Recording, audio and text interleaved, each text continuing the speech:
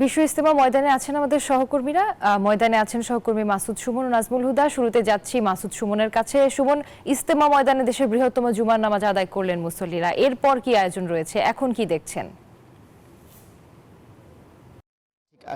বয়ান চলছে। আপনারা জানেন যে এবারের ইজতেমায় কিন্তু আজ প্রথম দিনেই জুমার নামাজে লাখো মুসল্লিরা অংশগ্রহণ করেছিল এবং সেই লাখো মুসল্লিরা কিন্তু জুমার নামাজ শেষেই যারা শুধুমাত্র নামাজে অংশগ্রহণ করতে এসেছিলেন তারা কিন্তু চলে গিয়েছেন। তার পরবর্তীতে কর্মসূচিটি আমরা যেমন দেখেছি যে জুম্মার পর থেকেই কিন্তু বয়ান শুরু হয়েছে, সেটি আসরের জন্য আসরের নামাজ পর্যন্ত চলবে এবং আসরের নামাজের জন্য একটি বিরতি চলবে। বিরতির পর আবার বয়ান শুরু হবে এবং সেই বয়ানটি কিন্তু মাগরিব পর্যন্ত চলবে এবং মাগরিবের পর আবার নামাজের পর আবার বয়ান শুরু হবে, যেটি এশার নামাজ পর্যন্ত চলবে এবং এই বয়ান এশার নামাজ শেষে কিন্তু সবাই বিশ্রামে যাবেন, অর্থাৎ রাতের বিশ্রামে যাবেন।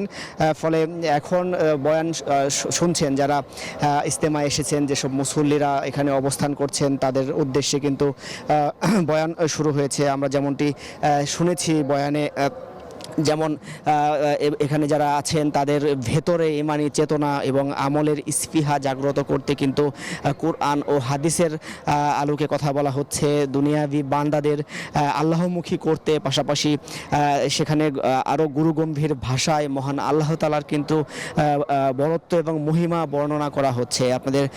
আমরা যেমনটি শুনেছি যে দিন প্রতিষ্ঠার জন্য প্রিয় নবীজির মেহনত এবং মুজাহাদা ত্যাগ তিতিক্ষার যে আলোচনা, সেটি কিন্তু সেরকম আলোচনা হচ্ছে, সেটি সবাইকে তেমনটি করা হচ্ছে। এবং আপনারা জানেন যে এই ইজতেমা শেষে কিন্তু এই মুসল্লিরা যে যার মতো দিনের দাওয়াতে বেরিয়ে যাবেন, সেই আলোকে সেই কর্মসূচিতে কি দায়িত্ব পালন করবেন বা সেই দিনের দাওয়াতের সেই যেই মহিমা রয়েছে সেই রকম আলোচনা কিন্তু করা হচ্ছে। আপনাদের আরও জানিয়ে রাখি যে মুসল্লিদের কাছে কিন্তু আমরা কথা বলেছিলাম অনেক মুসল্লিদের সাথে, তাদের কাছে জানতে চেয়েছিলাম যে ইজতেমার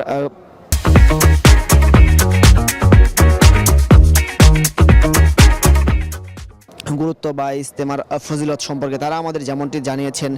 তারা কিন্তু দিনের বাণী অন্যের কাছে পৌঁছে দেওয়ার প্রেরণা তৈরি হয় এই ইজতেমায়, এমনটি বলছেন যে সেই প্রেরণা যোগাতে এখানে এসেছেন। তারা বলছেন যে এই ক্ষুধা ভীরতা এবং আখেরাত মুখিতা এবং সহনশীলতা এবং ধৈর্যশীলতার শিক্ষা কিন্তু তারা এখান থেকে পাচ্ছেন, সেটির জন্য তারা এখানে এসেছেন। তারা বলছেন যে এর মাধ্যমে ভ্রাতৃত্ব এবং সহমর্মিতার যেই জাগ্রত হয়, সেই জায়গা থেকে কিন্তু সবাই সেই দিনের দাওয়াত পাশাপাশি মহান সৃষ্টিকর্তার যে মন রক্ষা করা বা তার পরকালের যেই শান্তি এবং ইহকালের শান্তি প্রতিষ্ঠায় কিন্তু তারা মহান সৃষ্টিকর্তার কাছে নিজেকে সঁপে দিয়েছেন।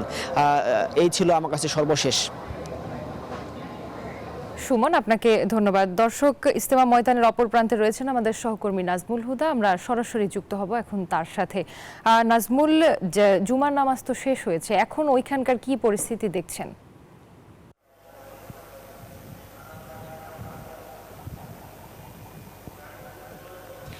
রুবা, আপনাকে ধন্যবাদ। আপনি যেমনটি বলছিলেন এই মুহূর্তে রয়েছি টুঙ্গীর তুরাগ নদীর তীরে এবং আমরা যেটা দেখেছি যে এখানকার যে বিশ্ব ইজতেমার যে এখন কিন্তু যে হেদায়েতের বয়ান চলছে এবং হেদায়েতের বয়ান আপনাদের দেখায় যে এখানে কিন্তু যে ধর্মপ্রাণ মুসলমানরা কিন্তু এই জুম্মার নামাজ আদায় করেছেন এবং যেহেতু আরেকটু পরে আসরের নামাজের হবে এবং তার আগে যে হেদায়েতের বয়ান জুমার নামাজের পরে থেকে যে হেদায়েতের বয়ান শুরু করেছে সেই বয়ানটাই কিন্তু এখন হচ্ছে এবং যার আসরের নামাজের আগ পর্যন্ত চলবে এবং আমরা দেখেছি দলে দলে কিন্তু ধর্মপ্রাণ মুসলমানরা আসতে শুরু করেছে এবং ৫৮তম এই বিশ্ব ইজতেমাকে ২ ধাপে আসলে হচ্ছে এবং প্রথম ধাপ আগামীকাল শনিবার এবং রোববার ঠিক ৯:৩০ থেকে ১০টার মধ্যে আখিরি মুনাজাতের মধ্যে দিয়ে শেষ হতে যাচ্ছে এই বিশ্ব ইজতেমার প্রথম ধাপ এবং দ্বিতীয় ধাপ ৩ তারিখে আবার শুরু করে ৫ তারিখে কিন্তু সেই সেই আখিরি মুনাজাতের মধ্য দিয়ে শেষ হবে এবং সুরায়ে নিজামের যে অনুসারীরা তারা কিন্তু এখন এই পর্বটা করছে এবং